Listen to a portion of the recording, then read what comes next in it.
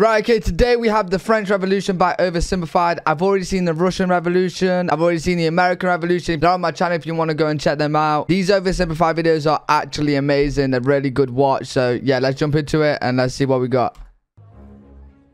So I said to the Marquis de la Fufayette, "What do you think I am? Some dirty peasant? I've never worked a day in my life."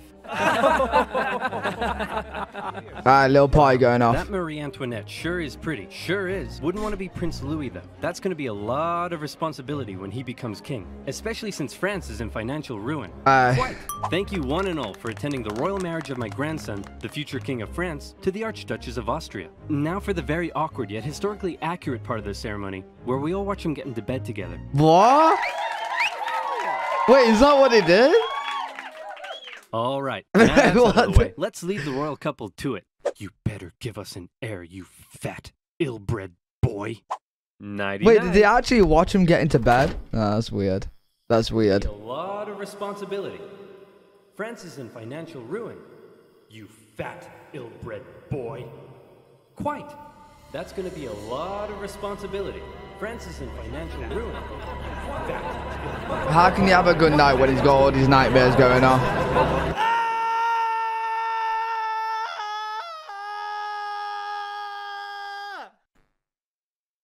Oh, great. He's a freaking weirdo. Right, French Revolution, let's get it, man. The most prosperous, cultured, and beautiful nation in the world, as it had been for centuries. Yeah. Exquisite social culture, with the king and the upper classes throwing crazy parties every night. Yeah, we know about the French parties. Who cares that they were only able to do so off the backs of the hardworking, starving poor? What are they gonna do? Revolt? They're only 80% of the population. No. Life in France is great. What's that, France? You want to go to war with Britain and increase your power? Go for it, little buddy. You do you. And you lost. Now you're in severe financial debt. We have no money. What do? Should we stop partying? Heck no. Nah. Party harder. That's okay. The peasantry will pick up the slack. They were created by God to do all the work, and you were created to reap all the benefits and party hard. That's just how society works, and we've all just accepted it for centuries. Why? Why what? Why do the nobility get to be all rich and stuff? Just because— I'm pretty sure this is how this is how Oversimplified likes to make out every revolution, because this is what happened in the Russian one as well. They all just partied, you know, they made the majority of the people in the country just do the work for nothing, whilst they partied and partied and partied, and then boom, here we go, we got a revolution happening. Because they were born into it, and the rest of us schmucks just have to accept that? Hell, why do we even need a king? Who decided that? It all just seems very unfair and unequal, and I, for one, am starting to question it. Wow, that's very enlightened of you. And He's just spitting his drink all over him, okay. Enlightenment. Great philosophical thinkers across France and beyond began to question whether this beautiful nation was really all that beautiful after all. Hey, Prince Louis, bad news. Your grandpop died of smallpox this morning, which means good news, you're now the king. So just to sum up, France is in severe financial debt, and the angry populace are beginning to question how necessary you are. But hey, I believe in you, champ. You got this. Maybe. Oh no! Prince Louis Capet became King Louis XVI in May 1774. He was a notoriously weak man, and he knew it. He barely had the wisdom to rule a nation, never mind one in crisis, and he was easily manipulated by those around him. One of his first acts was to try to get revenge on the British by financing their American colony's revolution. Hey, we're an independent nation now. That was real swell of you, Louis. Couldn't have done it without you. Glad I could help. So hey, about all that money we lent you, when can we get that back? Yep, you're a great guy. I'll never forget what you've done for us. Real glad I could help, friend, but about that money, gotta go now, chum. Best of luck to you.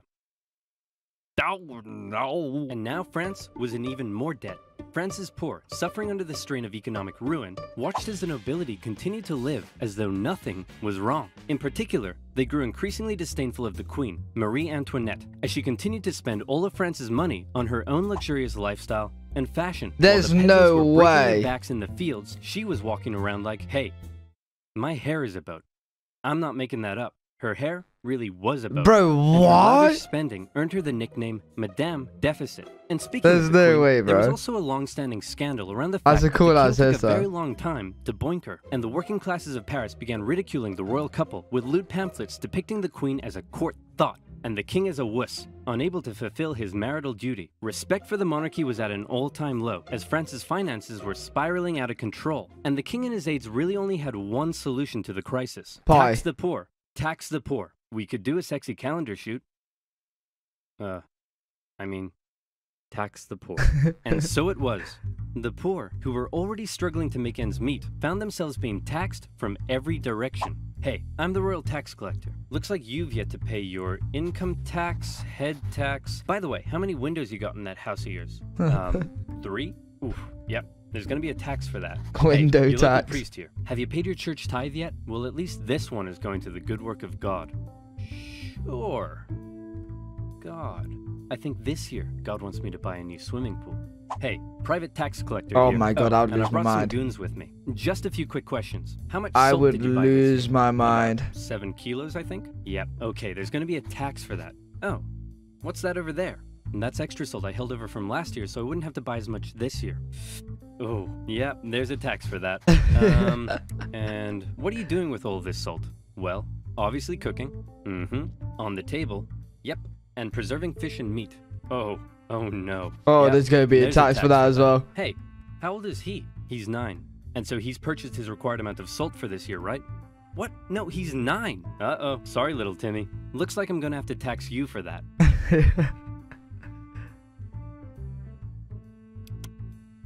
Yep.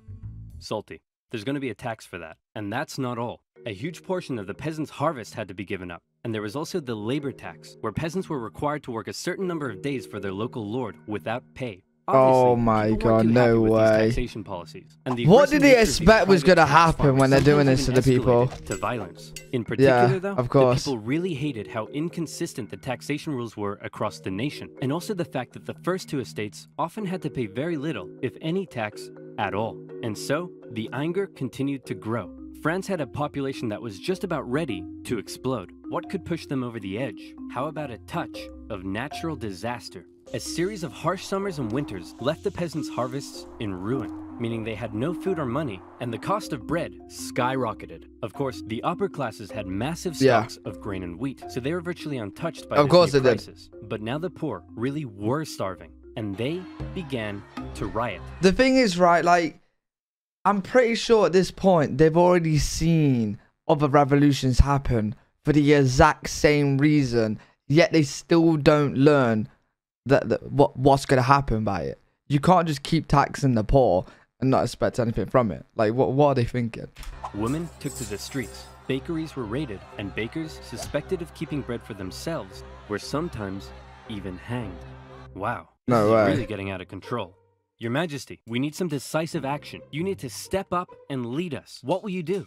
Okay, I've got this. I know. I'll summon the Estates General, and they'll decide what to do.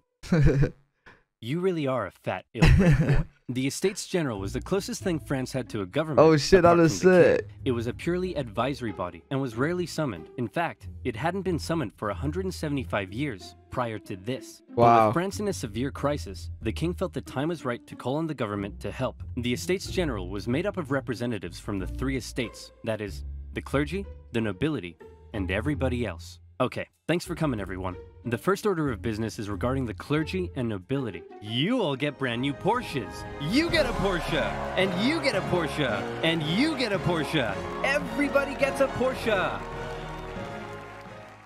And now into the second order of business. France is completely out of money. Like, it's never been this bad before. Anyone got any ideas? How about we all get Lamborghinis next time? The king decided that in order to make a decision, they had to come up with a voting system. Okay, the clergy. You have a population of 130,000, so you'll get 1 vote.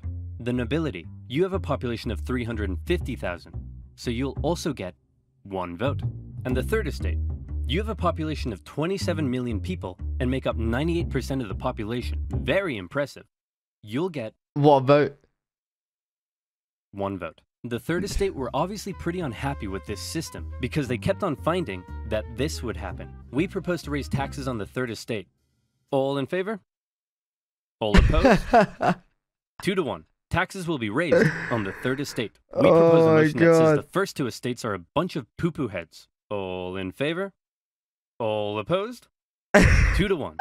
It's official. We are not poo-poo heads. This is stupid as shit. The Third Estate realized that any attempt at reform would be stupid by the as 2 shit. upper estates, and they thought that was kind of lame. So they decided that since they were 98% of the population, they could go off to form their own government, make their own laws, and take over the running of the country. And so, the National Assembly was born. The Third Estate was now in control, and there was nothing the king could do to stop. Haha! I've locked you all out of your building. What are you gonna do about it? We'll probably go find a different building that isn't locked. Oh, no! The National Assembly did find another unlocked building, just down the road, an indoor tennis court.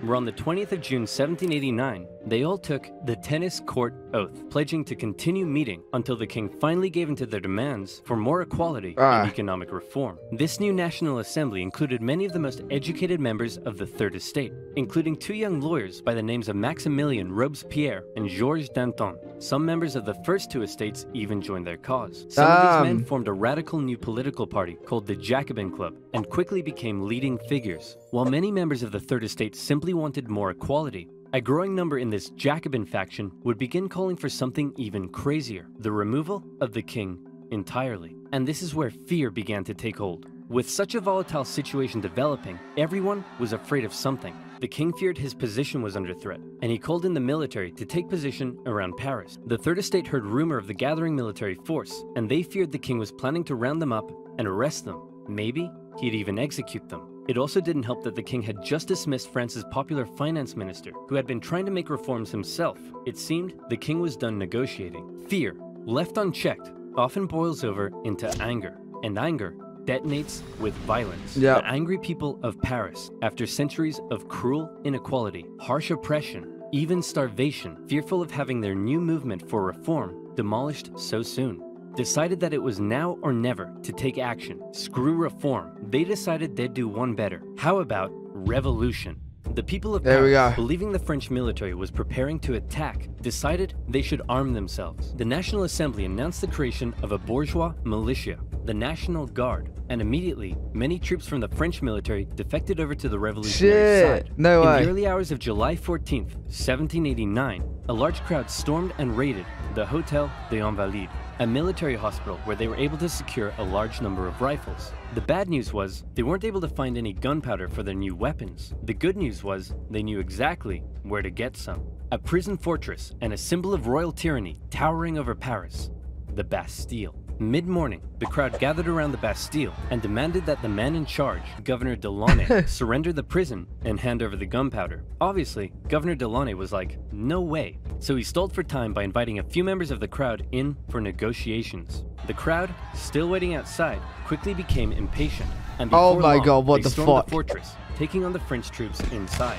Your Majesty, we've received word that the people have surrounded the Bastille. Governor Delaunay will hold them off. No need to worry. Actually, Your Majesty, it appears the crowd is now headed away from the Bastille. You see? What did I tell you? Clearly, Governor Delaunay has defeated them and has them on the run. No need to worry.